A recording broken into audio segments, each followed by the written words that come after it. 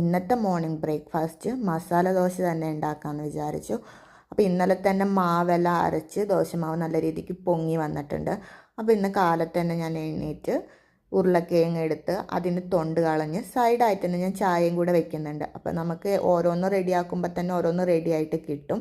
അപ്പോൾ അതിനായിട്ട് ഞാനിവിടെ ക്യാരറ്റും ഉരുളക്കിഴങ്ങും മാത്രമേ ഇടുന്നുള്ളൂ.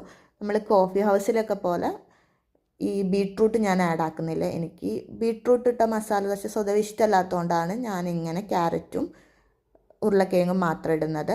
അരിഞ്ഞ് ഉരുളക്കിഴങ്ങ് ഒരു മീഡിയം സൈസിലാണ് ഞാൻ അരിഞ്ഞെടുക്കുന്നത്. പിന്നെ ഇഞ്ചിയും വെളുത്തുള്ളി നല്ല പൊടിയായിട്ട് അരിഞ്ഞും ഒരു വലിയ സവാള അരിഞ്ഞു വെച്ചിട്ടുണ്ട്.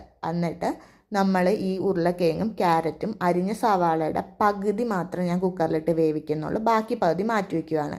ഇഞ്ചിയും വെളുത്തുള്ളിയും വേപ്പിലയും ഒന്നും ഞാൻ ഈ കുക്കറിൽ ഇതിൻ്റെ കൂടെ ആഡ് ആക്കുന്നില്ല.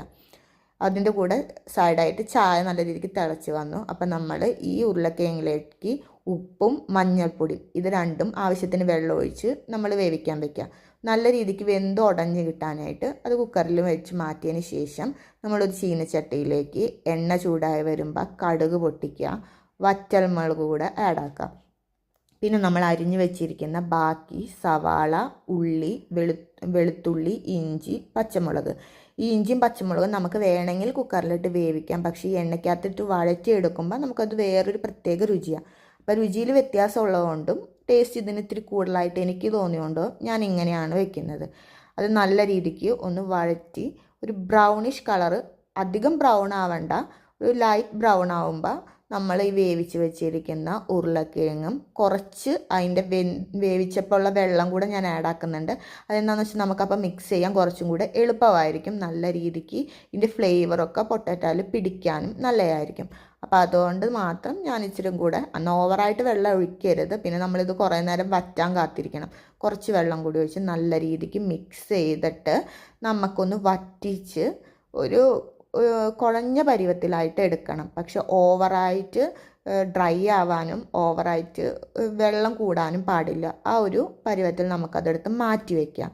എന്നിട്ട് നമ്മൾ ഇന്നലെ അരച്ച് വെച്ചിട്ടുള്ള ദോശമാവ് ഞാനിവിടെ ആവശ്യത്തിന്, ഒരു ദിവസത്തേക്ക് എത്രയാണോ ആവശ്യമുള്ളത് അത്രയും മാവ് മാത്രമാണ് ഒരു ബൗളിലേക്ക് എടുത്ത് മാറ്റുന്നത്. അല്ലെങ്കിൽ എല്ലാം കൂടെ എടുത്ത് നമ്മൾ മിക്സ് ചെയ്ത് കഴിഞ്ഞാലും ചുമ്മാ അത് എല്ലാം കൂടെ നശിച്ചു പോകും. അപ്പം ഞാൻ എനിക്ക് ആവശ്യമായിട്ടുള്ളത് മാത്രം എടുത്ത് അതിലേക്ക് ആവശ്യത്തിനുള്ള ഉപ്പും കൂടെ ആഡ് ആക്കിയിട്ട് നല്ല രീതിക്ക് മിക്സ് ചെയ്ത് വെച്ചു. ഇനിയിപ്പം നമ്മുടെ ദോശയുടെ മാവ് ചിലപ്പോൾ തണുപ്പായതുകൊണ്ട് നല്ല രീതിക്ക് പൊങ്ങി കിട്ടിയില്ലെങ്കിൽ നമ്മൾ നേരം വെളുത്തിട്ട് ഇപ്പോൾ ഇച്ചിരി വെയിലൊക്കെ അടിക്കുന്ന സ്ഥലത്ത് കൊണ്ട് വെച്ചിട്ടുണ്ടെങ്കിൽ ദോശയുടെ മാവ് ഇങ്ങനെ പൊങ്ങിക്കിട്ടും. അല്ലെങ്കിൽ നമ്മൾ വെള്ളമൊക്കെ ചൂടാക്കി ഇറക്കി വെക്കുമ്പോൾ ആ ആവിയിൽ അതിനകത്ത് കുറച്ചേരം ഇങ്ങനെ അതിൻ്റെ മേലേക്ക് നമ്മൾ വെച്ചിട്ടുണ്ടെങ്കിലും ദോശയുടെ മാവ് നല്ല രീതിക്ക് പൊങ്ങി കിട്ടും. ഓവറായിട്ട് അതിൻ്റെ മേലെ വെക്കരുത്, കുറച്ച് നേരം വയ്ക്കാൻ പാടില്ല, അല്ലെങ്കിൽ ആ മാവിരുന്ന് വേവാൻ തുടങ്ങും. അങ്ങനെ ആവരുത്. അപ്പം നമ്മൾ ദോശ നല്ല രീതിക്ക് പരത്തി അതിലേക്ക് ഞാൻ കുറച്ച് നെയ്യ് കൂടെ ആഡ് ആക്കിയായിരുന്നു. ദോശയ്ക്ക് മേലെ ഈ നെയ്യ് കൂടെ ഇങ്ങനെ തൂക്കി കൊടുത്തിട്ടുണ്ട്. എന്നിട്ട് നല്ല രീതിക്ക് മറച്ചും തിരിച്ചും ഇട്ടാൽ നല്ല ക്രിസ്പി ആയിട്ട് കിട്ടേണ്ട ആ ഒരു പരുവം അത്ര ആയതിന് ശേഷം നമ്മൾ റെഡിയാക്കി വെച്ചിരിക്കുന്ന മസാല കൂടെ ഇതിലേക്ക് ആഡ് ആക്കാം. മസാല എത്രത്തോളം വേണം എന്നുള്ളത് ഓരോരുത്തരുടെ ഇഷ്ടം പോലെ.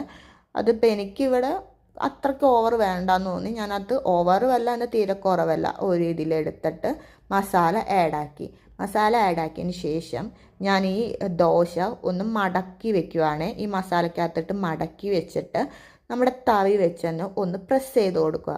അപ്പം നമ്മുടെ ഈ മസാല ഈ ദോശക്കകത്തൊന്ന് പിടിച്ചിരുന്നോളൂ. അല്ലെങ്കിൽ ഇങ്ങനെ നമ്മൾ മറക്കുമ്പോഴും എടുക്കുമ്പോഴൊക്കെ ഇത് ഇടയിലും പോവാം.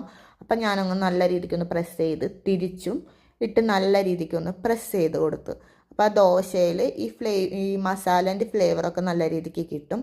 അങ്ങനെ നമ്മൾ ദോശ മറച്ചും തിരിച്ചിട്ട് നല്ല ദോശ റെഡി ആയിട്ടുണ്ട്. അങ്ങനെ നമ്മുടെ മസാല ദോശ റെഡിയായി.